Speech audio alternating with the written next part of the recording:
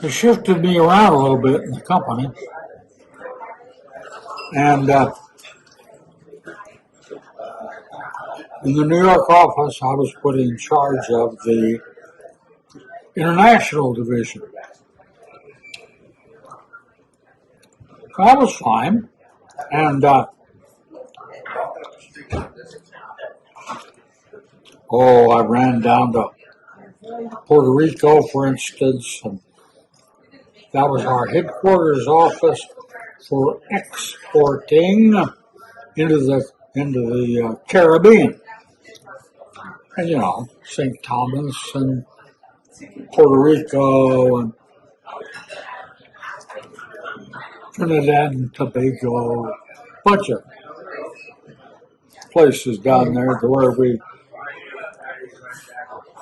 exported out of the United States. That was one. We had another office in Brussels, Belgium, and that was where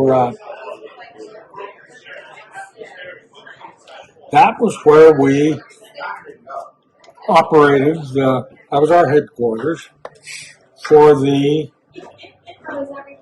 European operation, and we had a plant in Liège, Belgium, and so went over to Brussels, and I think it was on my second trip, but it doesn't matter. One of the early trips, I went over there, and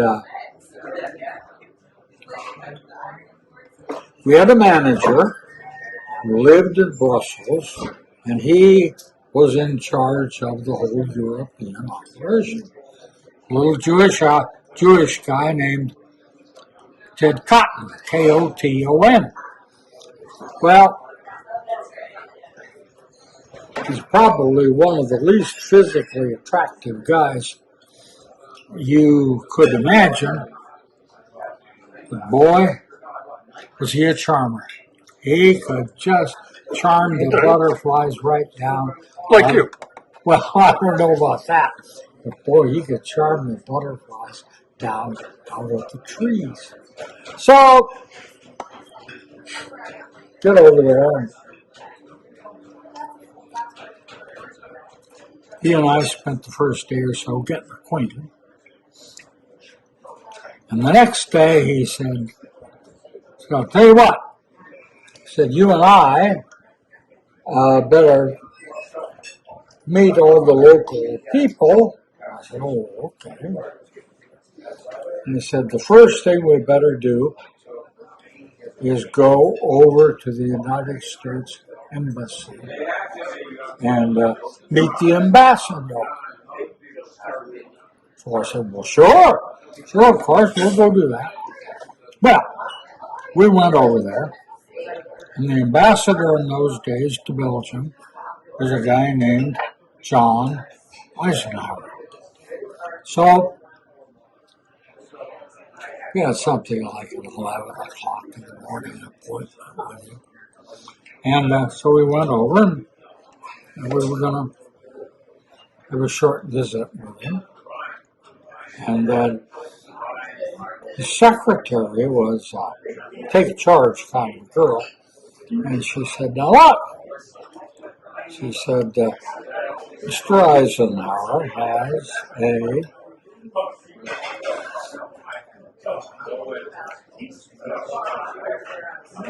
luncheon date," and whoever it was, somebody important. And she said, "You've got to get out of here in about 45 minutes so that he can make his lunch date." And I said, Of course. I said, this is only a get acquainted visit anyway. Well, everything's fine. So we sit down and we start talking. And the point that you have raised relative to Ellsworth March comes up because Eisenhower was his dad. My dad was no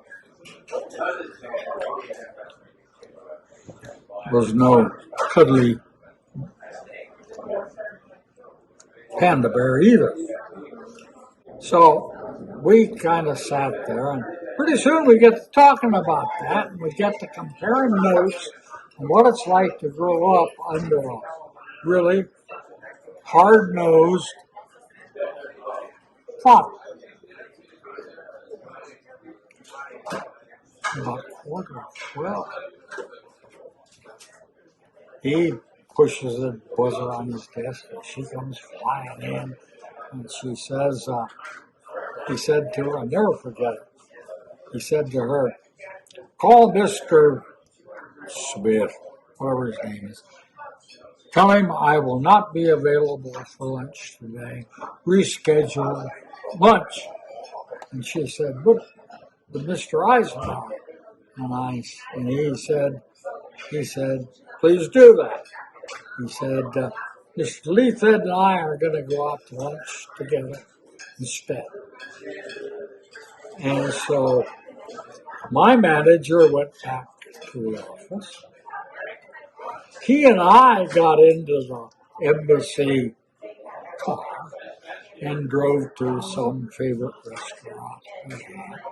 We got settled down, and from 12:30 or so that afternoon until about 4:30 in the afternoon, the two of us sat there just chewing the fat till hell won't have it. Finally, he ends up saying, whoops, and we go back to the embassy.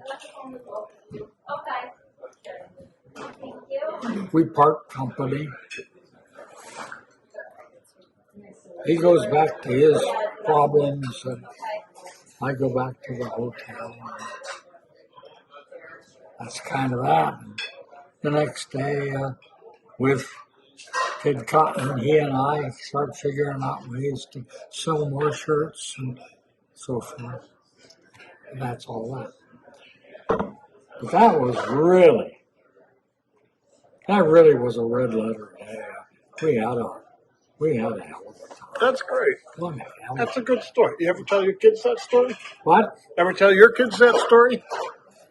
No, I never have. I better break down and do it.